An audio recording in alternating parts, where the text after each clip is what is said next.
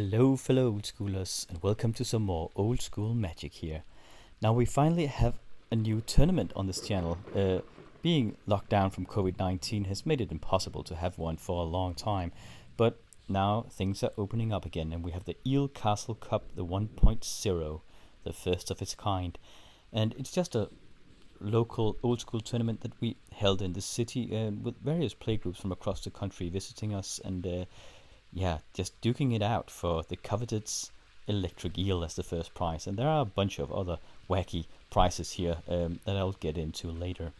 Now, these videos, I've used 3 cameras this time around, so we're following my deck, the composition A, as it goes through the tournament.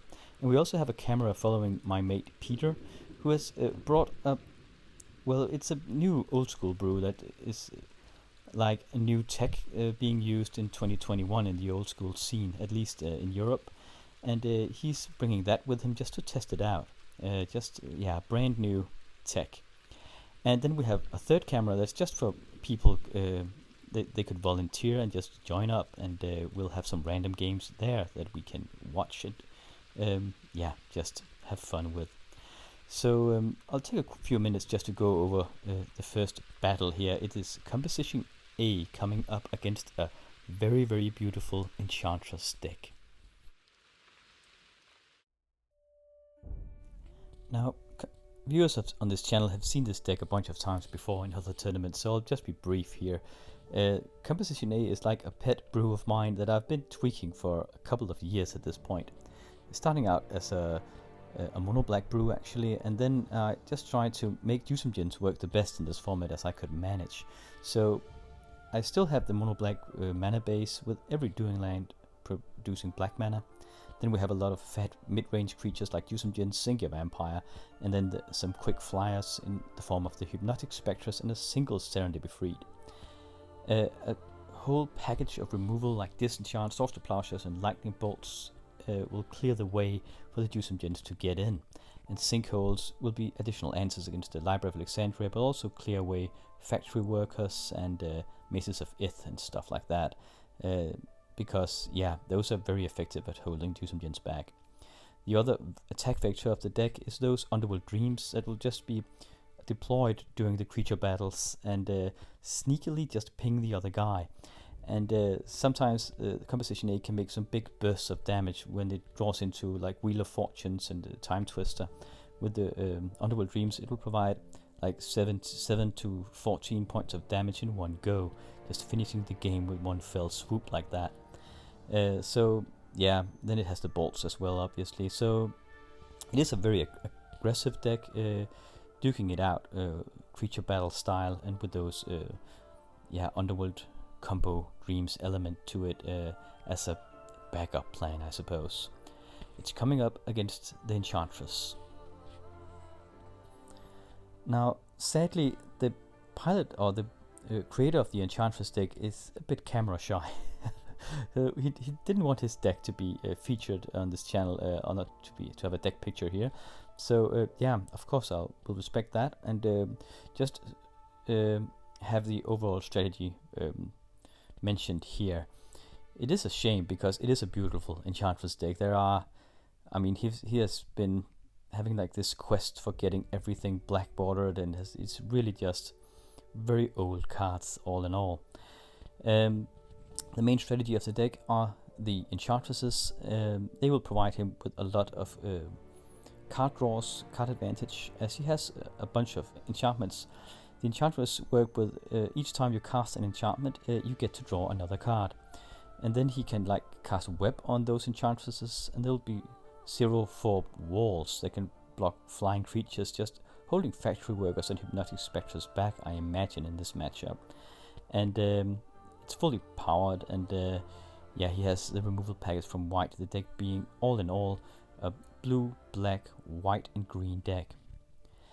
Now it might seem like a very spicy take, and it is, but it is also very effective. We have played off camera a bunch of times, also testing his deck out against other tier 1 decks of the format, like the Lion Dip deck and Aggro Control. And he does seem to be a favorite in those kinds of matchups because he has a lot of very sneaky tricks in that deck. For example, he plays with a bunch of Spirit Links as extra enchantments in that deck, just to counter the Serendipity Freaks that are so prolific in the old school scene at this point. And my problem is that even though I don't play with a lot of those, only play with one, I play with Dusumjins, and they countered them just as well as they counter Serendipity Freaks. And the Enchantress Wincon is, I think it's usually uses Hypnotic Spectres and Serra Angels just to finish the game after having amassed a huge card advantage at some point with those Enchantresses. So it will by no means be an easy first matchup here, even though the Enchantress deck usually goes as a pretty spicy setup. So yeah, let's see how it goes. With the magic of the alluring Enchantress coming up against the Dusumjins. Beauty and the Beast. So this is round number 1, and we have Composition A on the left on that Sorcerer's Queen playmat, and the Enchantress on the Library of Alexandria on the right here. So a bit of a Arabian Night theme in this matchup, at least when it comes to the playmats. Okay, showing my hand to the camera here. The lands Underground Sea, City of Brass, and a Scrubland, and the spells are Balance and a Disenchant, a Lightning Bolt, and a Hypnotic Spectre. There's a lot of glare on his hand, as a Bayou and a Savannah and a City of Brass, and a Web, 2 Birds of Paradise, and a Mind Twist. So a lot of speedy mana here from those birds, and you can probably get a huge Mind Twist in pretty soon here. Okay, drew into a Wild Growth, so the Bayou is a jungle now, providing an extra green mana. We're just playing one land go on the side of the Composition A here. And there goes the Savannah down here. So already he can Mind Twist for 2. If he chooses 2. No, he's going for the big one in the next turn. 2 Birds of Paradise. And I remember at this point I actually had a hunch. I don't know why. But I thought, well, there can be a huge Mind Twist next turn. He can take my entire hand. Or he might.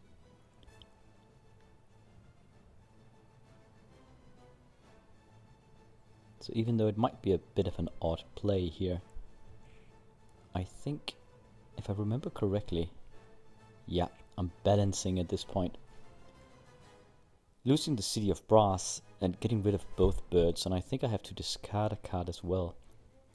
Okay, discarding the Lightning Bolt. At least he can't Mind Twist me for a bunch here. But then he draws into a Mox. So here we go. Ouch. Yeah, getting rid of a Sorcerer Plowshare, Disenchant, and a Spectre, and another City of Brass. So I felt fine with losing the first City of Brass, but now I'm mana starved and without a hand. Brutal start from him, but he doesn't have much to follow up with. He has a Web in his hand. So he needs to draw into a creature here. He has the mana to play it. He has 5 mana. He could play an angel at this point.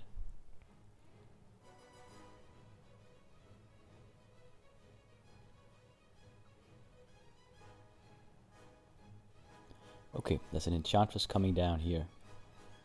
Getting webbed. So she now has +2 in toughness and can block flying creatures. She's perfect for blocking Mistress Factory and Hypnotic Spectres at this point. She has 4 in toughness actually. So yeah, pretty nice. And he draws a card immediately when he plays an enchantment like this from the Enchantress. Okay, yeah, he just I had to zoom up there. He is Demonic Tutoring here. Just placing it straight into the graveyard. And then casting Ancestral Recall. Showing it here. So that was a tutor target from him. So he's ahead a bunch of cards here. Having Mind Twisted me for 4. And drawn from that Enchantress once. Now a Wild Growth drawing again. And with an Ancestral Recall. That is a heck of a card advantage. But I mean, that's what his deck does. You just have to like brace for impact and know that at least some of his cards are just enchantments. So yeah, there's a Spectre there, but okay, he Swords to Plowshares it. Probably didn't want to risk it, but that Enchantress could block it all day.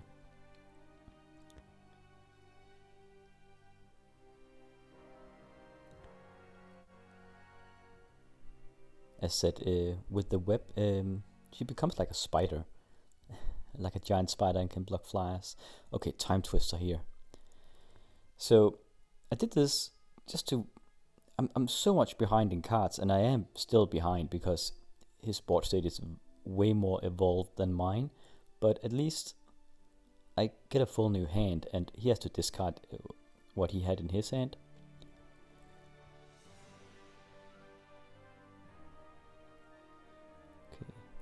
Okay, now Swords to Plowsharing the Veduran Enchantress. He doesn't gain any life as she has 0 in power.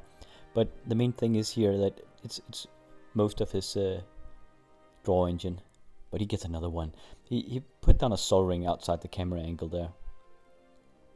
Okay, and he webs her immediately. I bought that as a fast effect, and thus the web fizzles. But actually, he can draw with from the Enchantress still. Many people doesn't know this. Okay, following up with the Hypnotic Spectre. But yeah, the oracle text on the Enchantress is that it just has to be played. Even when it fizzles, he still gets to draw from it. From the Enchantress, apparently. Okay, another Spectre, Defending Spectre coming down here. Now getting rid of his. I don't want to risk any Avoid Fates if he plays with that. So just getting rid of it before it's his turn. Okay, Sylvan Library. So, seems like we're coming back into the game here. Composition A is. Okay, so the Enchantress just discharges the Mox Ruby at this point.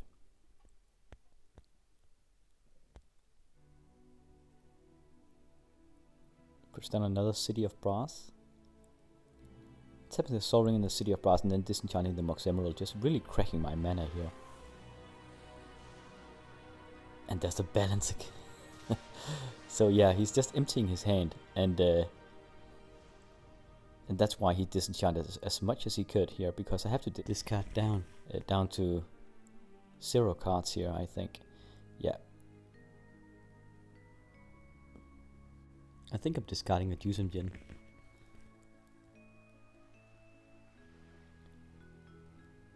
Chaos Orb. Okay, I like to Chaos Orb his Sylvan Library immediately. We don't have any hand, either of us, so it's in top deck mode. Need to hit here. And it hits. It's a new beta Chaos Orb I've just acquired. I traded for that this very day. So I need to calibrate the flip. Lost my unlimited one, obviously, in that trade. Along with a bunch of other stuff. Okay, so we're just in top deck draw here. Really going back and forth. Okay, here's a Spectre coming out of the Enchantress again. So we need an answer for that. He has 2 cards in hand. Getting down a Jusum Gin, it's very risky. I have a single card in hand. And he just flies over, and that's the disenchant. The reason it's risky is because I know that he plays with these Spirit Links. Yeah, so this is a brutal situation for me. Because of the Spirit Link, that Jusum Gin, each time it does damage, it just heals him up the same amount. So it can't damage him, and each turn... Okay, sinkholing his Wild Growth Savannah here. Yeah, so each turn he gets a life when the Jusum Gin does damage to me. And yeah, she just has that Jusum Gin completely enthralled. That sly Enchantress. Okay, another Ancestral Recall. It's gotten back into his deck from the Time Twister.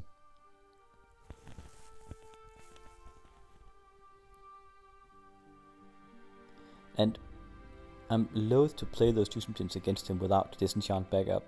And I had the disenchant here, but yeah, I had to play it, otherwise he would just discard it. And okay, now he regrowth the Ancestral Recall and plays it again. So I have no idea how many cards is ahead here, but it's a lot. Just balancing my hand away and then Ancestral Recall twice in a row here. And each turn he heals up a single life I drew into a Mox, just playing it immediately. I have to play my cards here because that Spectre will come in for a visit each turn, and the hypnotic gaze from it will make sure that I have to discard a card.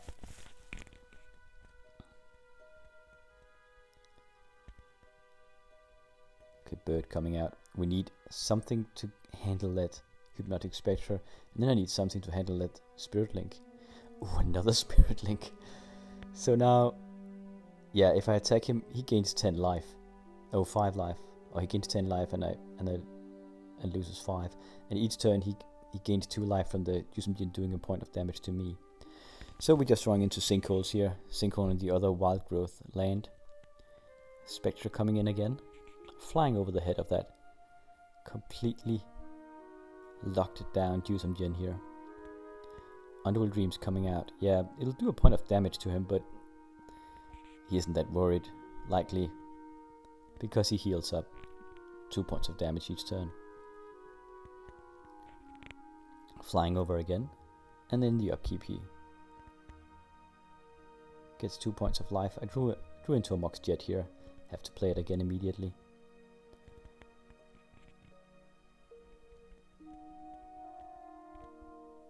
Here he comes again.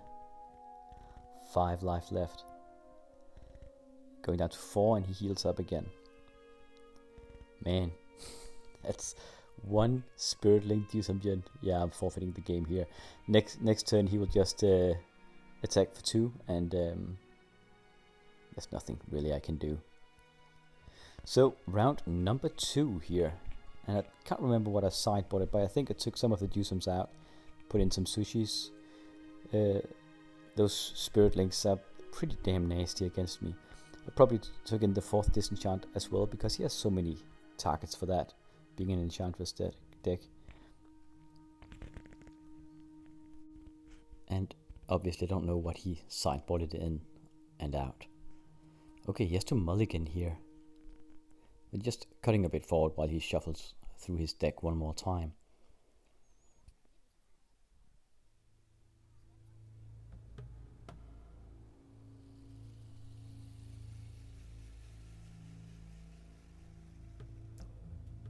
Did he mulligan twice? I think he did. Oh, poor guy. Okay, losing the Wild Growth and a Serra Angel. And I have a Library of Alexandria in my opening hand here. So he better find an answer for that pretty soon. Okay, a couple of Moxen on his opening hand. And a bird.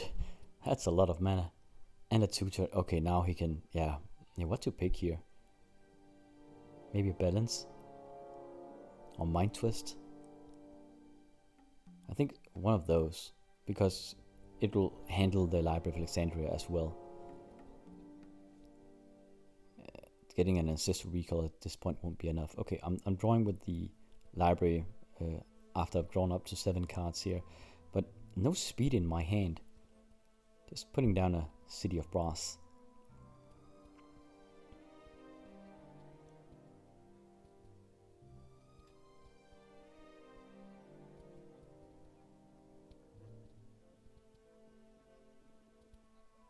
Okay, here he time walks.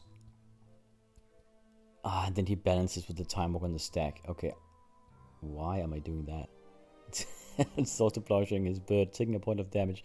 No need. That balance would have handled that bird just fine. So that was a needless point of damage. Probably a bit flustered from getting balanced out all the time. So I need to sacrifice a land. He only has a single land as well. I'm sacrificing the library. Because I think I'm down to 2 cards in hand or something. Ah, look at that. Sushis and a couple of Underworld Dreams and some mana. So I probably kept some lands in hand. Yep, scrub land. And then sinkholing his City of Brass. Yeah, trying to crack him out of white here. Okay, 3rd lane coming down. And a Bayou from him. And a Spectre. Wow. Brutal stuff. Chaos Orb. Yeah, Chaos Orbing it immediately before he draws into anything that can remove the Chaos Orb. This is really an important flip here. Okay, barely makes it. Somehow, when you get a new Chaos Orb, it takes some time to just get used to using it. I don't know why. But I've heard that from other people as well. Okay, drawing into a Sol Ring here. Nothing to play though. Okay, just passing turns back and forth here. Mox and... Ooh, Braingeyser here. Yeah, that's a new card in the deck. Braingeyser for 4. I haven't really made a land drop here. I just played the Mox, so I can't play a land if I didn't. Should have known. Okay, perhaps I didn't draw into a land, but now I Ancestral. And then I Mind Twist him. Payback time. Getting a Wild Growth and a couple of Spirit Links from his hand. And a couple of lands. And then playing a Factory. He has a Greed. So yeah, that's an enchantment where you can burn 2 life in the black mana and then draw cards. I don't want that. I want him in top deck mode. Spectra coming down here. Okay, he draws into an Enchantress. Now he just needs a web on her and she can handle that Spectra. Yeah, trying to attack his mana sources here and then coming over for 4 points of damage. He doesn't have any cards in hand and he draws into a land here, so nothing for the Spectra to nick. Playing a Mace of Ith, attacking with for 4 damage again here. Braingeyser really turning things around here.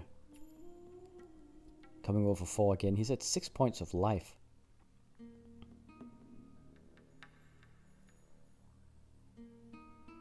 Really pushing forward here. Trying to close the game before he draws into an answer. Sylvan Library at this point. One more time. And then a Spectre of his own.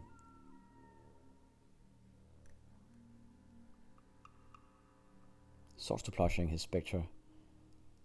And then coming over 4 again. Okay, going down to 4 life. Yeah, now he's searching through the top 3 cards of his deck with that Sylvan Library, and now he can pick whatever he wants. Wild Growth drawing into another card, that's a Mox. Yeah. So activating the Factory, attacking with both, and he blocks one of them, going down to 2 points of life here.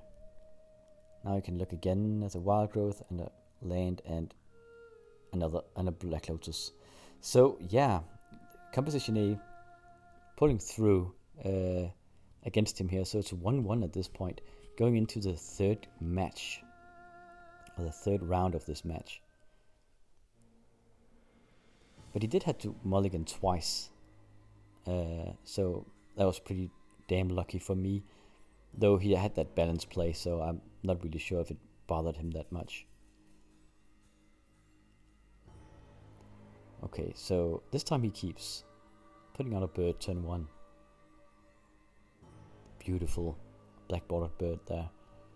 Okay, just strip mining his City of Brass.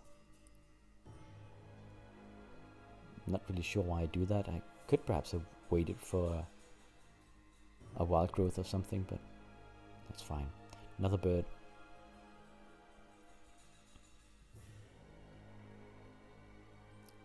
Yeah.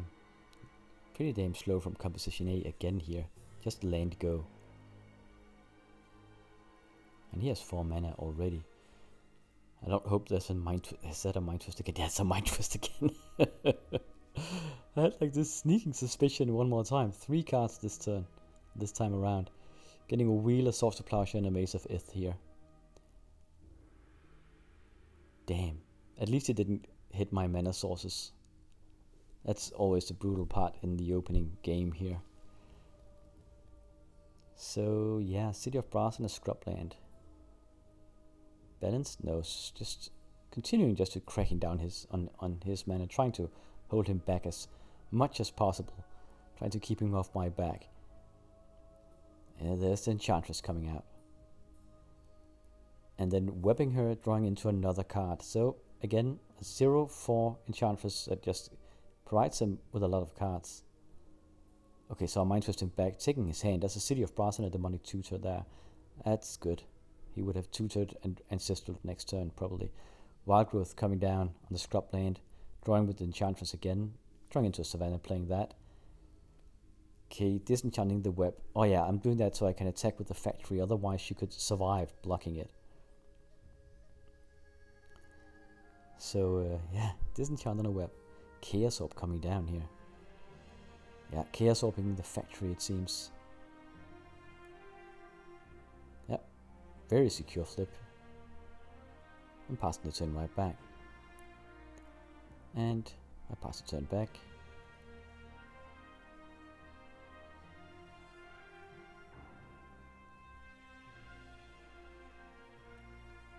For some reason we just tend to run out of steam, both of us, pretty fast here. Okay, so he regrows the Demonic Tutor at this point. And then cast Demonic Tutor. So, what to pick here? The most obvious choice is an Ancestral Recall, just to get the ball rolling, right?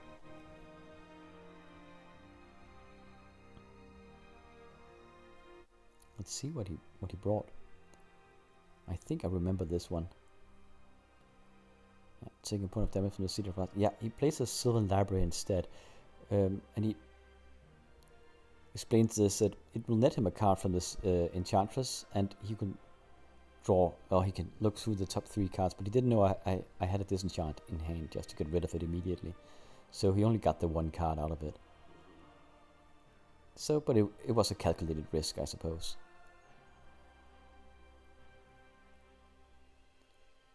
Otherwise it would have, yep, web. Okay, I'm Sorcerer Plowsharing the Enchantress as he casts the web, so the web fizzles as said, but the Enchantress still nets him a card from that web, even while she's going to the graveyard. That the draw effect is activated, and I think we looked it up, and it's true. Chaos Orb coming down here. We're just drawing and passing the turn. Probably both amassing some removal in hand here. Or perhaps we're just drawing land. I think I'm trying to save up for the Library of Alexandria, perhaps. No. Playing a Badlands. Now on Unreal Dreams. Okay, first damage we've done to him in this round. On this turn. In this match, I mean. A lot of lanes. Okay, Sarah Angel coming down here. He can finish the game rather fast, actually. Okay, but we have a Source to Plowshares. Plowsharing it in at his end step. Then just drawing and passing the turn right back. He does take damage from that Underworld Dreams though, and there is still that Chaos Orb as a failsafe. Now Ancestral Recall. Perhaps am I inside library range now? No. I'm not even going for that. Brainkaiser here. For 1, 2, 3, 4 cards, and then going to 7 cards, using the library for an 8th card, playing a Sapphire. I'm well ahead in the card draws at this point.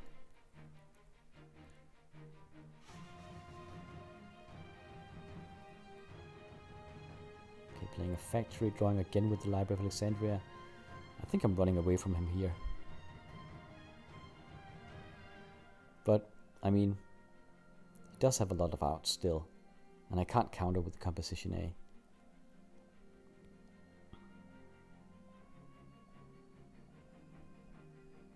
Now he's playing a couple of Moxen that he kept in hand.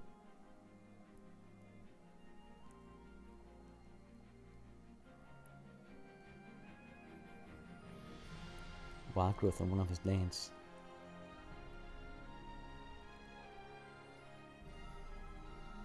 And there's the balance. It's balancing my entire hand away, pulling me out. Okay, I'm bolting him as a fast effect. Might as well give him 3 points of damage here with the red mox. Then I have to discard my hand. No, I have to discard 3 cards. He did have a few cards in hand still. But it puts me out of library range. Then I attack with the Factory. He Source to Plowshares it. Then I play a Hypnotic Spectre when he has used his Swords to Plowshare.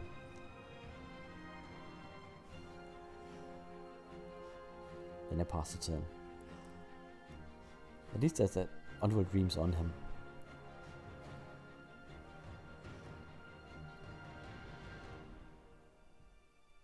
Playing another... Okay, another Enchantress, and then he Spirit Links my Hypnotic Spectre here, drawing a card from that, as it is an enchantment. And now the Spectre, it will still damage him before it... And I disenchant it just to... Yeah. It will still... oh, then he Swords to Plowshare it. Okay. So just a battle around that Hypnotic Spectre at this point. But what I was about to say is, even with a Spirit Link, he still has to discard when it attacks him. Because it does the damage to him, then he discards, and then he heals. So,